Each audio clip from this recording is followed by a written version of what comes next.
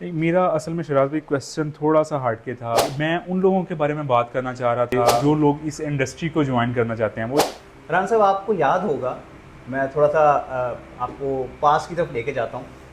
गालिबन अच्छा दो इन हालात में आप पॉजिटिव कैसे रह सकते हैं? अब इनको मैं कहूँगा, जो आपने फैमिली व्लॉगिंग की बात की है, डॉक्टर साहब हैं, वो अपना वीलॉग करते हैं, वो इनको डिजिटल कंजर कहते हैं। अस्सलाम वालेकुम जी। मेरा नाम मोहम्मद असद है। राना मोहम्मद असद के नाम से मेरा यूट्यूब चैनल है। रियल स्टेट के हवाले से आप मेरे चैनल पे जो रियल स्टेट के मुतल्लिक़ बहुत सी वीडियोस देखते हैं।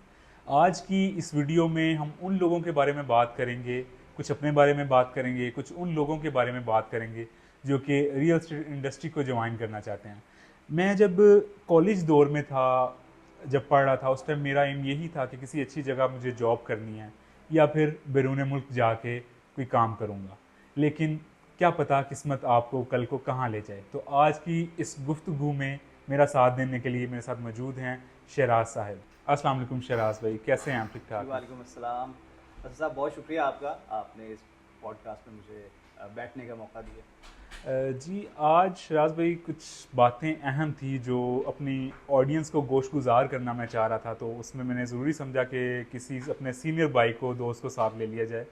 तो शराज साहब, ये इसमें हम बात करेंगे आजकल रियल स्टेट की जो इंडस्ट्री है, वो बहुत से लोग कह रहे हैं जी मार्केट के अंदर वो पहले जैसी एक्टिविटी नहीं हो रही, प्रॉफिट्स रेशो वो नहीं आ रहे। एक तो मुझे आप थोड़ा सा ये बताइएगा कि जो ये रियल स्टेट की मार्केट है, इसके बारे में आपकी क्या राय है? देखिए, रियल स्टेट की मार्केट जो आजकल का सिनेरियो है उसके मुताबिक काफ़ी स्लो है, क्योंकि बायर जो है वो कम है।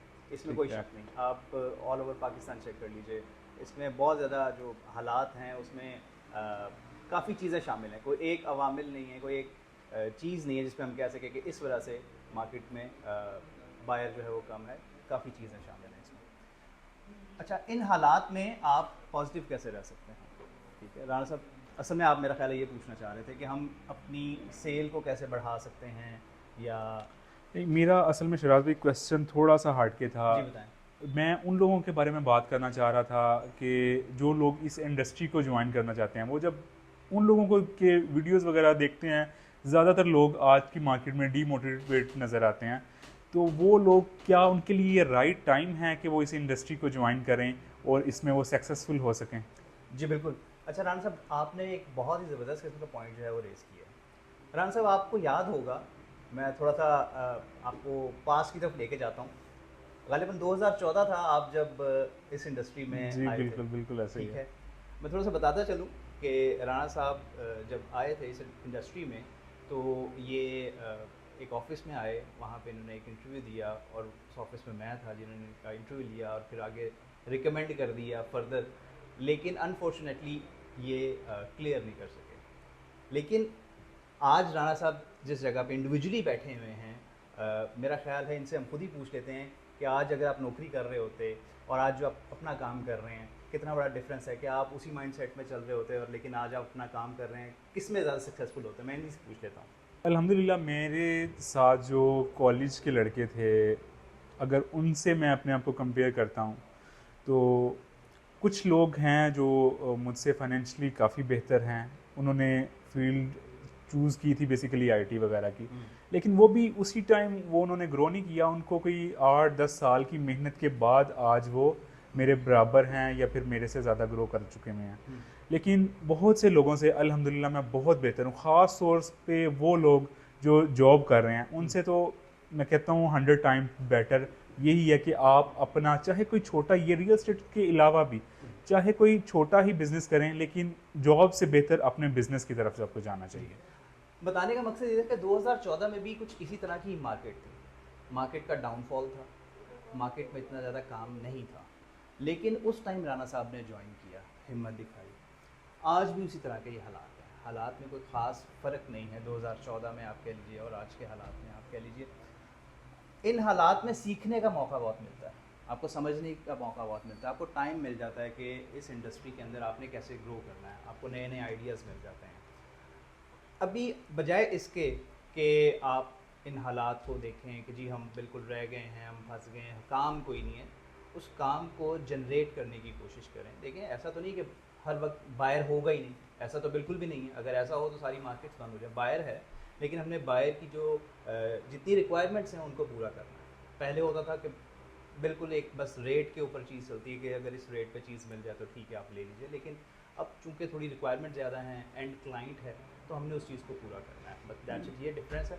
और दूसरा मैं समझता हूँ कि हमारे यहाँ जो इनपुट डालनी चाहिए वो सोशल मीडिया की डालनी चाहिए, क्योंकि आजकल जो दौर है वो सोशल मीडिया का है। इसके ऊपर आप जितनी इनपुट डालेंगे सामने। शराज भाई इसमें ये है, जो नया बच्चा रियल स्टेट में आता है वो तो कहता है जी मेरे सीनियर जो है उनके पास सेविक है, करोला है, किसी के पास प्राडो है, वो कहता है 1 महीना हो गया मुझे इस काम में आए हुए, मेरे पास अभी तक गाड़ी क्यों नहीं है।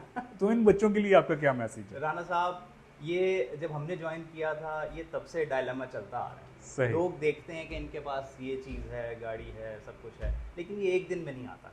किसी भी फील्ड में आप चले जाएं, एक दिन में नहीं आता, आपको टाइम लगता है। लेकिन टाइम के साथ साथ आप सीख जाते हैं। इस फील्ड में आपको रिवॉर्ड ज़रूर मिलता है, ऐसा नहीं कि नहीं मिलता। किसी को जल्दी मिल जाता है, किसी को लेट मिलता है, लेकिन मिलता ज़रूर है। बशर्ते ये कि आपको काम आना चाहिए। इसके अंदर सबसे ज़्यादा मेन चीज़ जो ज़रूरी है राना साहब।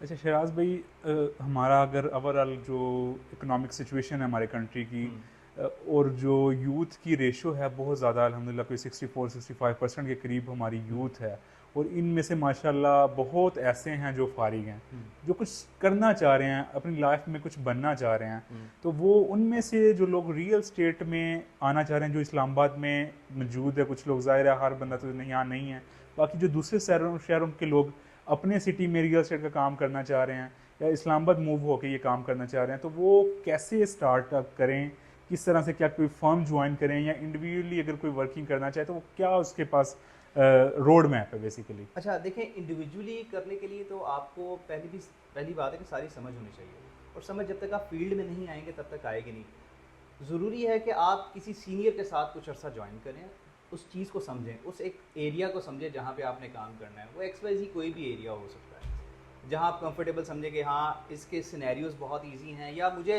ईजी लगते हैं। उसके बाद आप बेशक अपना काम कर लीजिए। ऐसा नहीं कि नहीं मैं खुद से ही सारा कुछ कर लूँगा, नहीं, ऐसा थोड़ा मुश्किल हो जाएगा, मैं समझता हूँ। अच्छा शराज भाई, जो आजकल हमारी जो यंग एक लॉट तैयार हो रही है, जिसमें से 12-13 साल के बच्चों से लेके 20-21 साल तक की उम्र के लड़के आ जाते हैं, वो देखते हैं यूट्यूब, वो देखते हैं टिकटॉक, वो कहते हैं जी ये फैमिली व्लॉगिंग करने वाले जो लोग हैं, इन्होंने तो घर ले लिया, इन्होंने गाड़ियाँ ले लीं, तो वो किसी, यानी कि जैसे एक रियल स्टेट एक इंडस्ट्री है, वो किसी ऐसे प्रॉपर बिजनेस की तरफ आने की बजाय, हत्ता कि लोगों का माइंडसेट अब ये बन चुका हुआ है कि हमें डिग्री की भी ज़रूरत नहीं है, और वो कहते हैं जी बस ये फैमिली व्लॉगिंग करो, ये आसान एक तरीका है, आप वायरल भी हो जाते हैं, पैसा भी ठीक ठाक आ जाता है इन लोगों के पास। तो ये माइंडसेट को तब्दील करने के लिए हमें एज अ नेशन हम कहाँ खड़े हैं और हमें क्या करना चाहिए? देखिए, अब ये प्रायोरिटीज़ की बात है कि प्रायोरिटी आपने अपनी कैसे सेट करनी है। यंग एज में ऑब्वियसली आपने अपनी प्रायोरिटी सेट करनी होती है। कुछ फैमिली की तरफ से भी आपको सपोर्ट होती है, कुछ फैमिली भी आपकी प्रायोरिटी सेट करती है।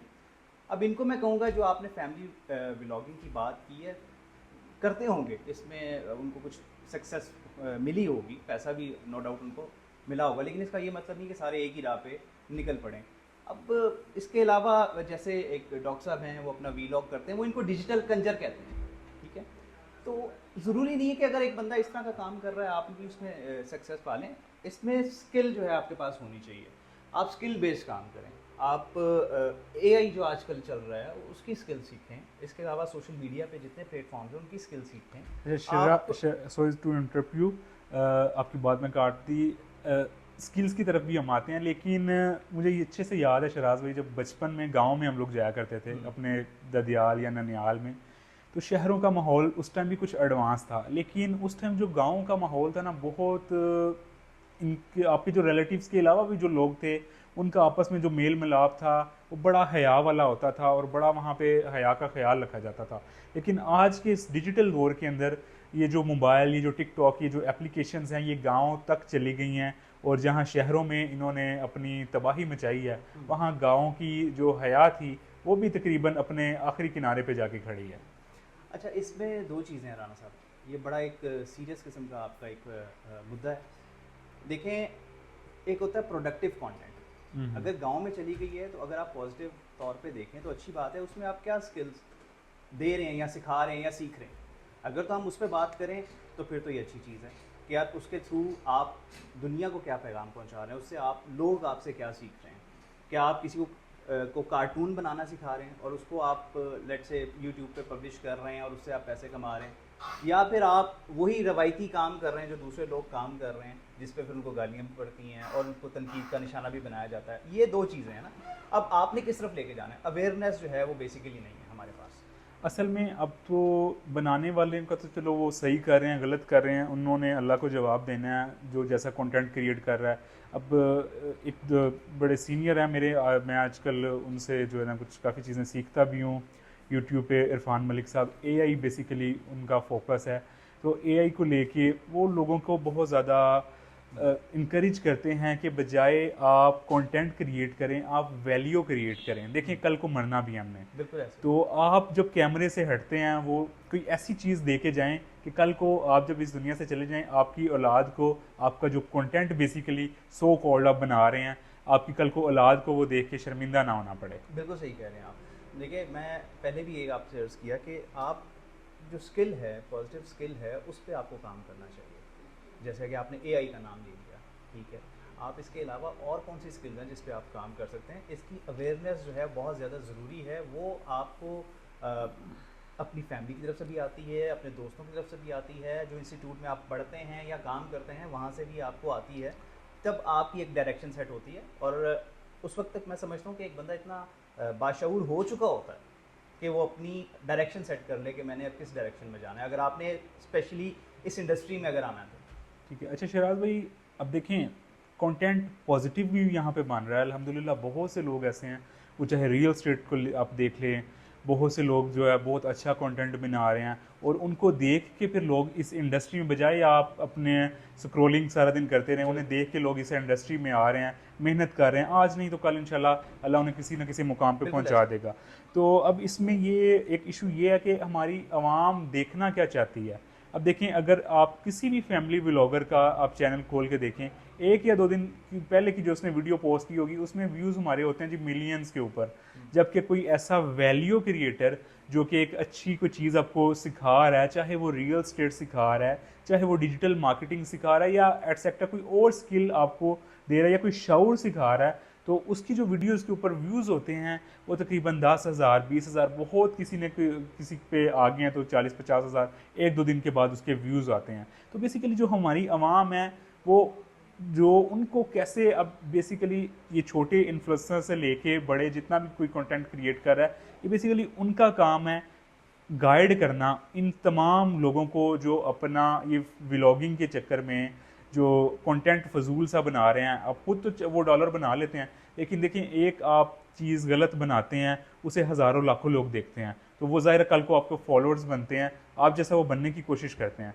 तो इसके बारे में आपकी क्या राय है, आपकी देखिए क्या ये कमेंट? एक बहुत ही कड़वा सच है और अलमिया है, ठीक है, लेकिन आपको अच्छाई का रास्ता छोड़ना नहीं चाहिए, उस पर आपको डटे रहना चाहिए। देखिए जो बंदा बना रहा है और जो उसके पीछे जा रहा है वो कुछ अरसा जाएगा और उसको नेगेटिविटी पता चलेगी, उसमें से जो रियलाइज़ कर जाएगा वो हट जाएगा, लेकिन जो नहीं रियलाइज़ करेगा वो कुछ परसेंट होंगे, वो चलते रहेंगे सही। और उनको हो सकता है लेटर ऑन रियलाइज़ हो, लेकिन होगा ज़रूर। लेकिन कौमें जो हैं वो ऐसे नहीं बनती। कौमें बनाने के लिए बहुत ज़्यादा मेहनत करनी पड़ती है और बहुत टाइम लगता है। आज जितनी आप अच्छी और बड़ी कौमों की बात करें, जो कौमें हैं उनकी अगर आप हिस्ट्री उठा के देखें तो उनको भी 500-500 साल 600-600 साल लग गए हुए थे। वरना अगर आप उनकी हिस्ट्री ज़माने जहलियत की उठा के देखें तो वो हमसे भी ज़्यादा बहुत बुरी थी। हमसे मुराद ये कि इस रीजन में जो होता था उससे भी ज़्यादा बहुत भयानक थी, लेकिन आज वो इस स्टेज पे पहुंच चुके हैं क्योंकि वो टाइम गुजरा, मेहनत की लोगों ने। रान साहब जैसे आप एक अच्छा कंटेंट बनाते हैं, ये हमारा आज एक टूल है कि आज आपको देख के लेट से कि कोई अगर 2 बंदे भी रियल स्टेट में आते हैं और पॉजिटिव अपना किरदार अदा करते हैं तो मैं समझता हूँ ये जीत है आपकी, ठीक है, बजाय इसके कि आप बहुत ज़्यादा एक अजीब सा कंटेंट बना लें और आपको देख के लोग करना शुरू कर दें, बाद में फिर आपको बुरा भला बोलें, तो उस चीज़ का मैं समझता हूँ फ़ायदे नहीं, क्योंकि आपने खुद बोला है कि वैल्यू जो है वो मैटर करती है। अच्छा शराज साहब, अब बात उन बच्चों की कर लेते हैं दोबारा से जो आना चाह रहे हैं रियल स्टेट में। जी। अब एक ऐसा बच्चा जो इंटरमीडिएट जिसने किया है, आगे वो यूनिवर्सिटी किसी वजह से जा रहा है या नहीं जा सका, तो अगर वो रियल स्टेट इस्लामाबाद के अंदर ज्वाइन करना चाहता है तो क्या वो इसे पार्ट टाइम काम कर सकता है रियल स्टेट के अंदर? नहीं, मैं नहीं समझता, क्योंकि ये एक फुल टाइम काम है, ठीक है, आपको मेहनत क्योंकि करनी पड़ती हमारे है। मशहूर है कि जी रियल एस्टेट का काम जो ये तो एक हवाई रोज़ी है।